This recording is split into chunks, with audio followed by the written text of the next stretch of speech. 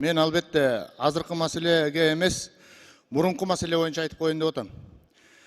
Туу маселеси боюнча айтып коеюн деп атам. Урматтуу туугандар, урматтуу депутаттар.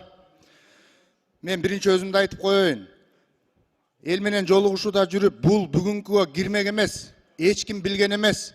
Жашыруун түрдө жасалма жол менен тууну алып кирип өткөрүп койдуңар. Бир. Экинчи нерсе, менин компьютериме за деген голосту басып койдуңар. Ким басса да жооп бериш керек. Ким басса да жооп бериш керек. Мен карамандай каршымын туунун өзгөрүшүнө. Үчүнчү нерсе, баш мыйзамда жазылып турат. Экинчи берененин 5-чи бөлүгүндө мыйзамдар жана мамлекеттик маанидеги башка маселелер референдумга коюлушу мүмкүн деп жазылып турат. Референдумду өткөрүүнүн тартиби конституциялык мыйзам менен белгиленет деп турат. Бул эмне? Мыйзам жана мыйзамдар мамлекеттик маанидеги иш эмеспи? Туу деген биздин атрибуттарыбыздын эң негизгиси эмес беле? Биздин эң тамгабыз эмес беле? Кечээ дагы комитетке туунун авторлорун алып келген жоксуңар.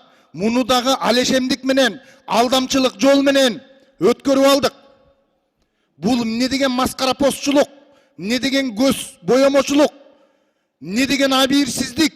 Эшиктеги элдин 90% каршы деп турат.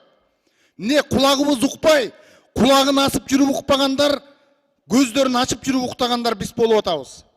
Референдум кылыш керек эле. Мен дагы бир жолу кайталап айтып коеюн. Мен жокто компьютериме туу боюнча макул деп голос берген адам жооп бериш керек. Ким берген болсо да жооп бериш керек. Мындай болбойт, урматтуу туугандар. Албетте мен парламентаризмге баш ийем, көпчүлүккө баш ийем, сыйлайм, урматтайм. 66 добуш менен өткөрүп атасыңар. Мейли, мен көптөп кеттиңер, айла жок. Айла жок.